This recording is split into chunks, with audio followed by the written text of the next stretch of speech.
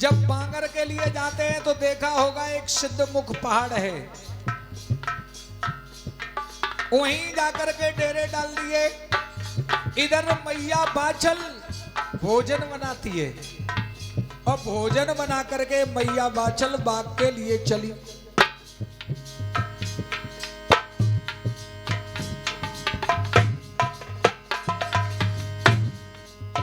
रानी पहुंच गई बागन में, गुरु कहूं नजर ना आए। रानी पहुंच गई बगिया में, गुरु कहीं नजर ना आए।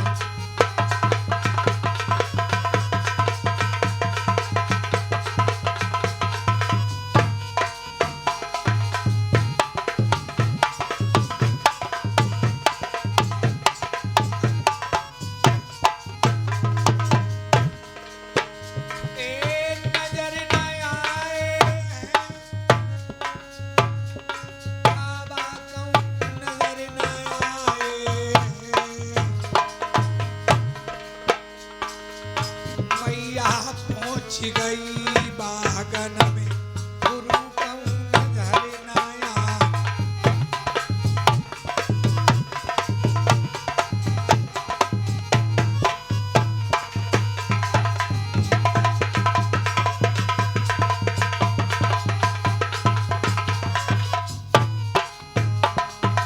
आज वही गुरु गोरखनाथ सिद्धमुख पहाड़ पर पहुंच जाते हैं।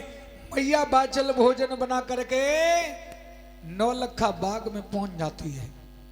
पूरा बाग खाली पड़ा है। मैया बाचल ने देखा, गुरुदेव ने कहा था कि भोजन लेकर के आना, और यहां तो पूरा बाग खाली पड़ा है। मैया बाचल ने विचार किया कि गुरु गोरखनाथ ने मुझे धोखा दे दिया। कहा था कल भोजन लेकर के आना, तब हम तुम्हें वरदान देंगे, और यहां तो पूरा बाग खाली पड़ा है। पत्तलों को निकाल करके मैया धूनी धूनी पर पत्तलों को परोसने लगी, भोजन परोसने लगी और कहने लगी, गुरुदेव अरे तुम्हारे पास वरदान देने के लिए कुछ नहीं था तो तुम हमें न देते, लेकिन हमारे भोजन को तो पाते जाते। अरे बिना भोजन पाए तुम बाग को छोड़ करके क्यों चले गए? फूट फूट करके मैया बाचल आज उसी बाग में रो रही है। गुरुदेव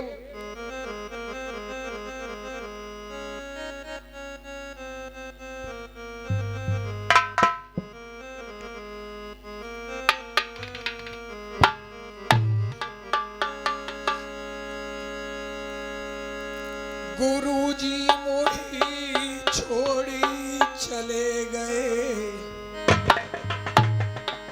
और कहाँ गए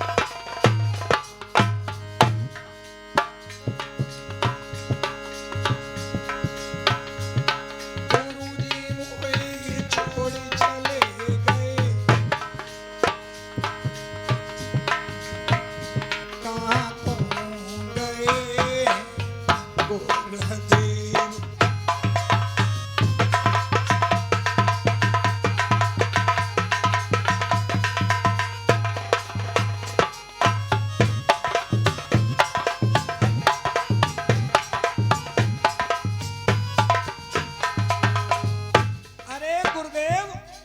हमसे कौन सी भूल हो गई जो तुम हमें छोड़ करके चले गए?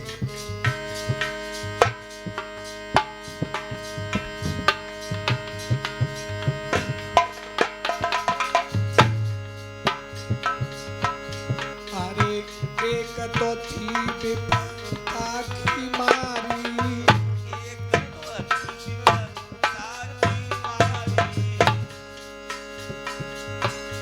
अरे दूधी विपदा बचे गुरु तुम प्यारी।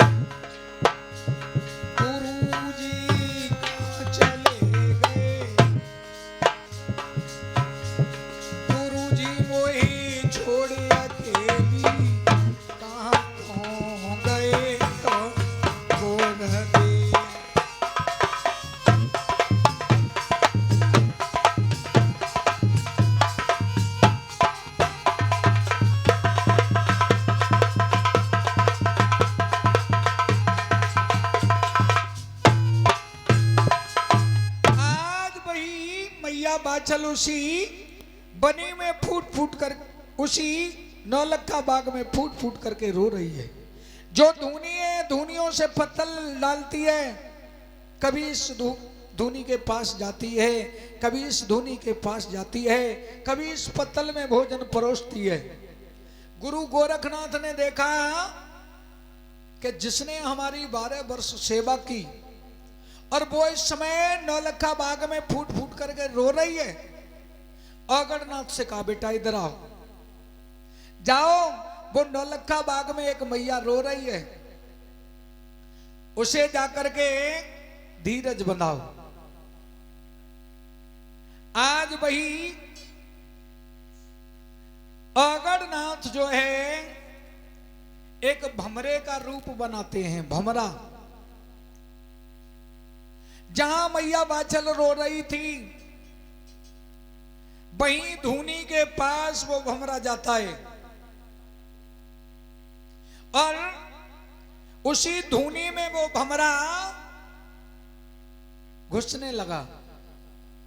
मैया बाछल ने देखा कि इसमें तो आगी है, ये भमरा जल जाएगा। हाथ जोड़े और कहा रे भमरे पागल हो गया है, अरे इसमें आगी है, तू जल जाएगा। इस आगे में क्यों जाना चाहता है? भमरा कहने लगा मैया मेरी भमरी इसी आगी में जल करके मर गई, अब हम जिंदा रह करके करेंगे क्या? अरे हम भी इसी में जल करके मर जाएंगे। मैया एक बात हम कहना चाहते हैं, मेरी तो भमरी इस आगी में जल करके मर गई इसलिए हम मरना चाहते हैं, लेकिन मैया तू क्यों रो रही है? मैया बाछल ने कहा भमरा हम तुझे क्या बताएं, अरे हमारे गुरु गोरखनाथ आए हुए थे, 12 वर्ष हमने सेवा की, उन्होंने कहा भोजन लेकर के आना, हम भोजन बनाने के लिए चली गई और जब हम बाग में आई तो हमारे गुरुदेव हमें छोड़ करके चले गए। भाई भमरा बने हुए अगरनाथ कहने लगे अगर तू इतना ही गुरु को चाहती है तो जिधर तेरे गुरु चले गए उधर ही तू चली जा। इतना कह करके और भमरा सिद्धमुख पहाड़ के लिए निकल पड़ा।